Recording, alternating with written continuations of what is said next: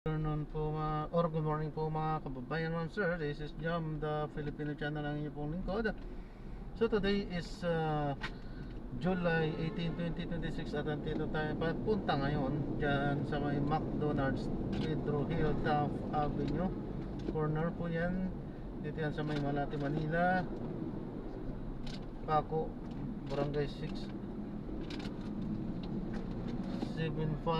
Paco, Manila. At dadalhin po natin yan sa may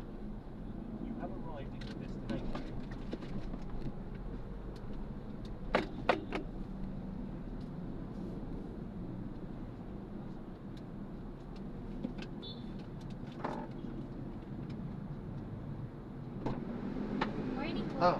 bawal po kasi dyan, ma'am. Good morning po. Oo, yun nga po. Bigla ko nga rin nakaiwan po. Yeah. Morning po. Kay Sir Alexandra pala. Opo.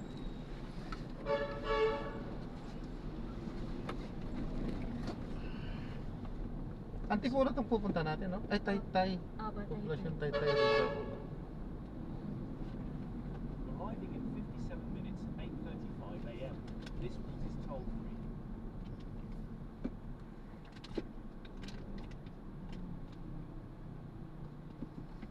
Continue straight at this traffic light.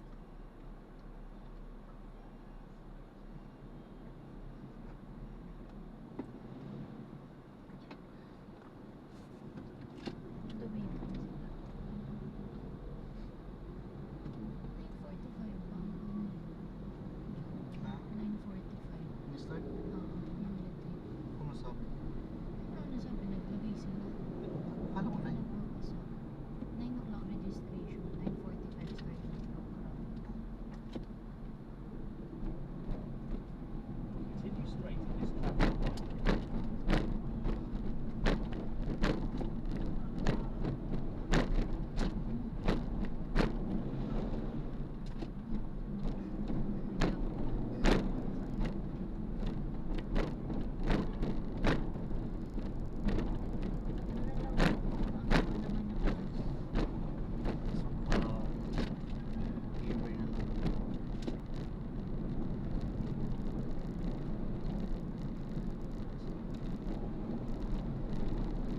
Continue straight at this traffic light.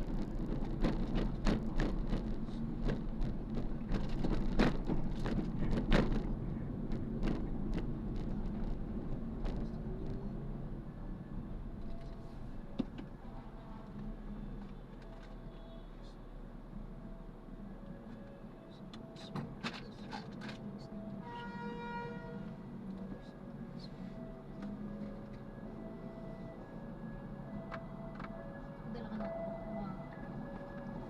Ito lang ka. Ha? Ha? Bibisikin ko rin si Risa.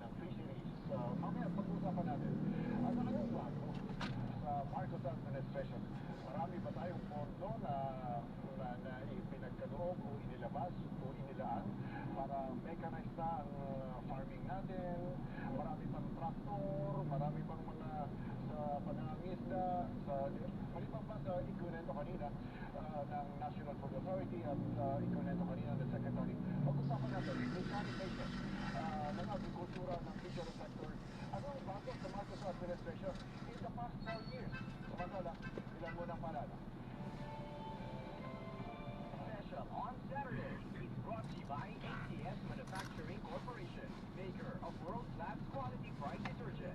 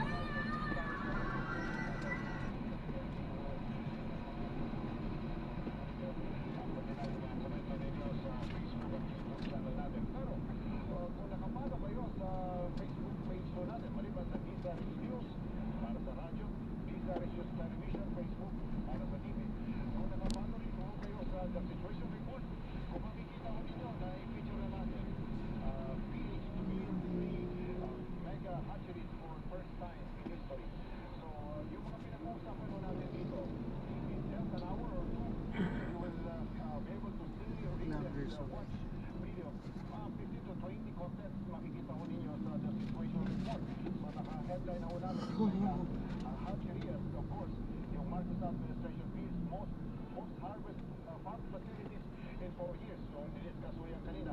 Yung detalye ho nito ay makikita ho ninyo sa the situation report sa Facebook, sa TikTok, sa Twitter account, at sa YouTube channel ho natin. Alright, balikan natin. Food Hub. Kumbaga, yung binabanggit kanina ni Sec at ni Yusek Aziz, hindi pwedeng traditional farming ito. Hindi ito attractive dahil sa edad, kundi what's in it for me? Kumikita ba? Pagka nakikita nila na kumikita sa sektor ng agrikultura, matanda ba na may ganyong maging entrepreneur? Mukhang yun ang target mo natin. Pag-usapan natin Food Hub. Nagkaroon na ba ng Food Hub in the past administration secretary?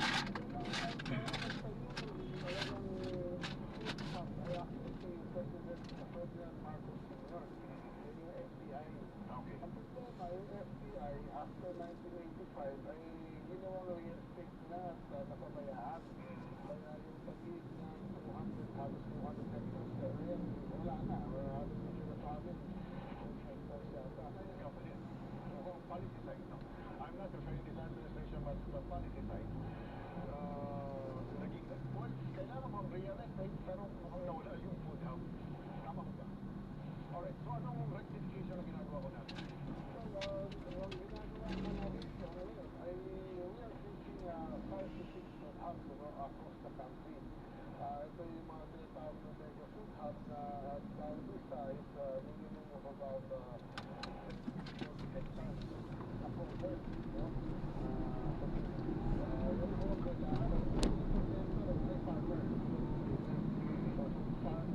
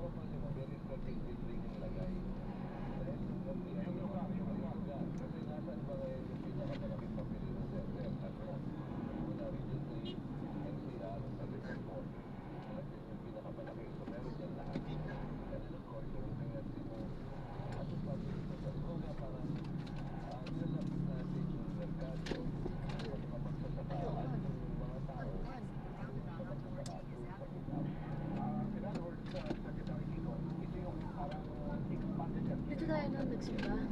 Di ba? Kaya iwalay lang pala sila.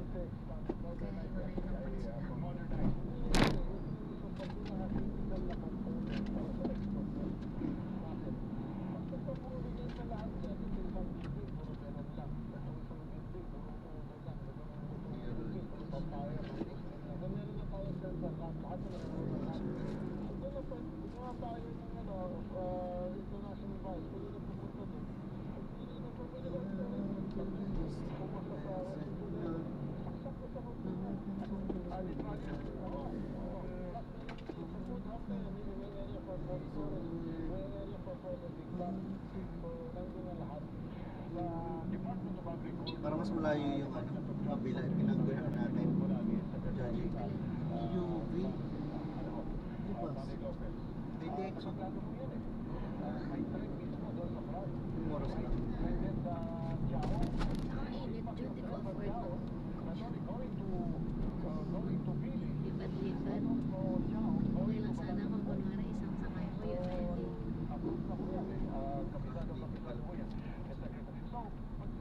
Para din na mag-tricycle na.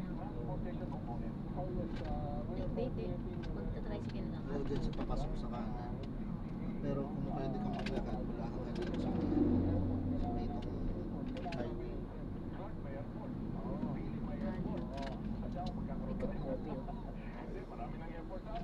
Order na lang. Pa-deliver ka na lang.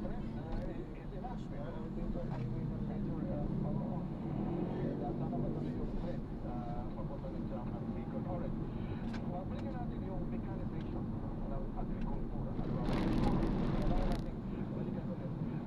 Ano ang pwedeng i-highlight natin sa mechanization? Cold storage, dryer, and et cetera, et cetera. Delikado. Hindi pwede. Parang feel ko na yun ako din.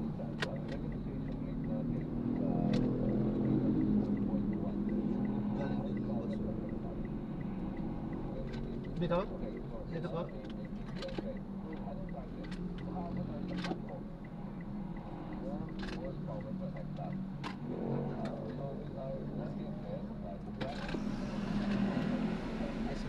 Dapo.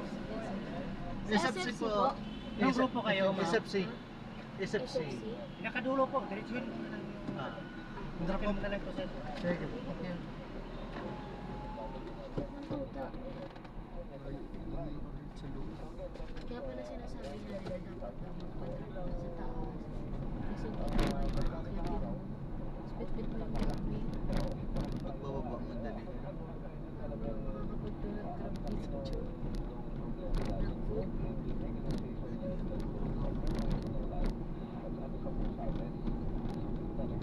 Kasi naman pagkain, hindi naman kung kailangan na. Bakit pala niya?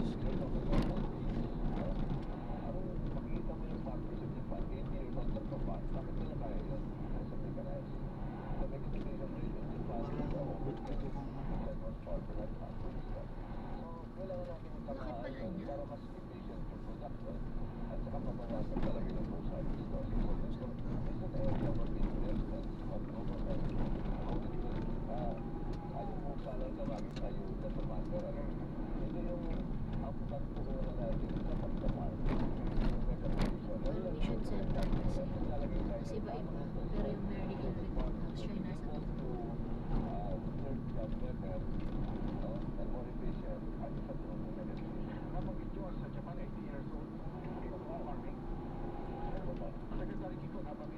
Dito nga pala yun.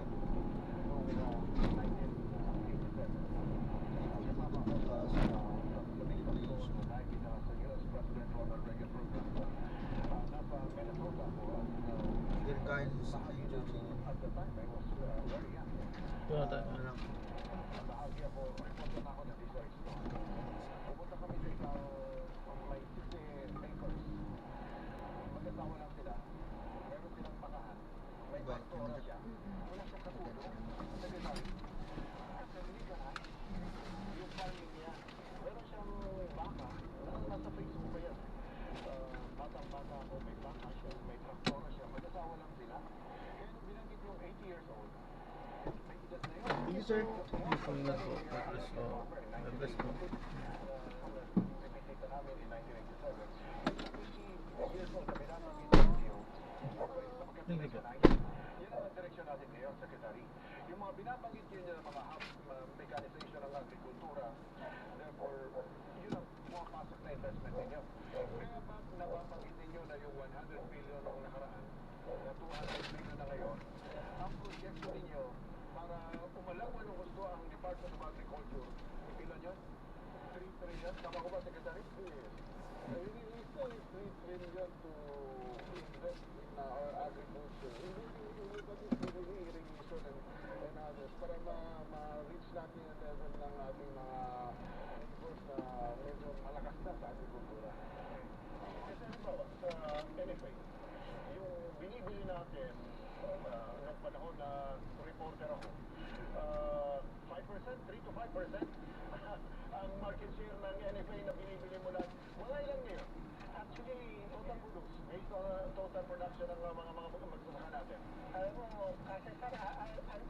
5% pa rin. 5%? 5% pa rin. By law or what?